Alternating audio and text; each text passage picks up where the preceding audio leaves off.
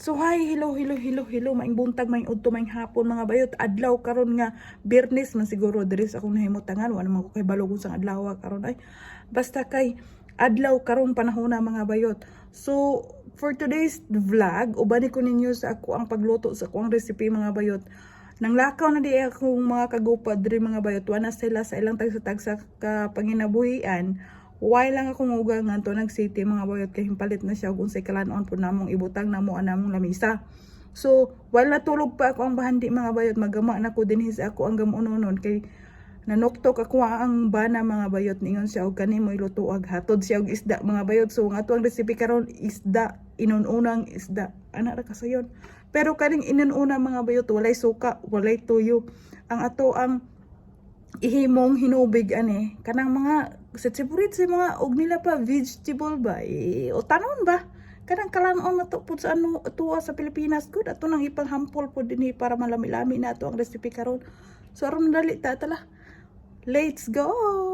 Guys, na din ako na dirang tomato, gipanghaplig na nako na, then ako nang isunod og butaang ng atuang atsal. Kaning atsala, dagko kani siya. Mo nang ako lang gitunga-tunga og gidagmay para mahiluon na siya dira tanan. Ato ragod po nang gipangtagak din ha, kay aron mawala po nang langsa-langsa sa atuang isda nga atuang lutuon karong adlaw ba. Dayon aron mo kanam gyud ang kaparat niya, ato na siyang unahan dira og hulunod og asin. Dayon ato isunod ning atuang mahiwagang black pepper din dinurog na ni siya daan mga bayot. Unya gamay ra man kayang turmeric na bilin diri sa among kusina, gamay ra pud akong gibutang. Dayon nato na siyang pugan dira og lemon. Kani ako recipe karon diri mga bayot, mura ra pud ni siya og inununan ba kay di man ni nato butangan og tubig ang mga duga-duga o mga sabaw-sabaw ra nang ato ang mga panakot mo ay magdala og luto anang ato ang isda. Dayon nato nang pugon dirag very hard jud kay mga bayot aron mahulot ng tubig dirag katagak. Dayon nato na ning ibutang sa diri daan ang ato ang isda sa bowl kay before nato ni siya iluno dito sa kaldero atong timplahan daan para malasado gyud kay siya pagkaluto. Dili na nako nahugasan kay limpyo na nadaan pinalit sa akong bana.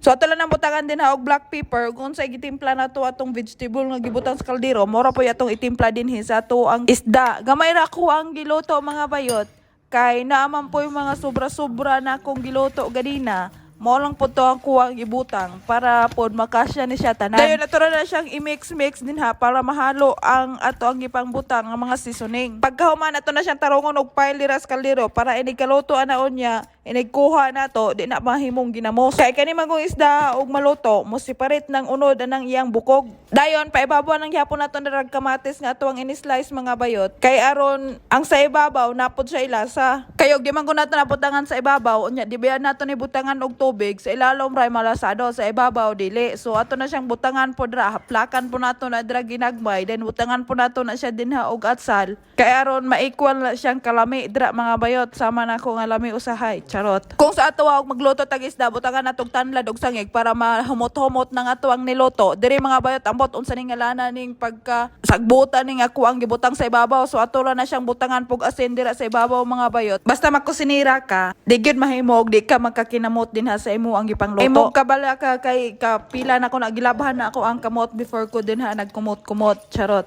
So ato ra po nang kumutan din ha og limonsito mga bayot. Usa gini ka limonsito ang ako ang gibutang. Unya tarungon ta naglubag gyud dira mga bayot para kanang iyang tubig mo separate gyud anang iya ang panit kay tubig ra man nato ang ibutang ana di man nato na iapil ang panit. So karon nato na siyang dugkatan dire mga bayot para maluto na siya. Tarungon ta na drag pa posisyon mga bayot kay gahiwi murag nawong nako. Dayon nato nang takluban mga bayot kay aron dali ra na siya maluto. Dayon atong timer dire mga bayot sa una magluto mi sa amo ang bukid di man wa may timer oy mag-atang raman mi anang amo ang niluto. Dire mga bayot na nakoy pa timer kay kani laging limtano na kaita. 30 minutes ra akong gibutang dira sa pasagdalang nato na dira kay after 30 minutes kanang timer magpanawag ra na nato. Wala nagluto dai kog isda mga bayot ga laba dai ko dire mga bayot. Amot ni kaniya mong labunon gatubod man ni kanunay. Tawa. So 11 minutes na lang, mga after 3 minutes humana ni siya uga-uga na ni siyang iluwa ning amo ang gatuyok-tuyok din nga machine. Ay batang gawas og karyot mga bayot oh.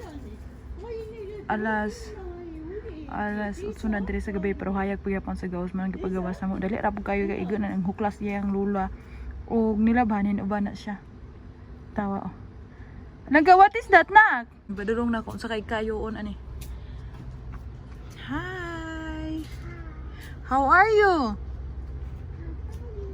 Nangga? Nah, daspan na mahugaw na ba na ron? Pauli na ka, day? Nangga?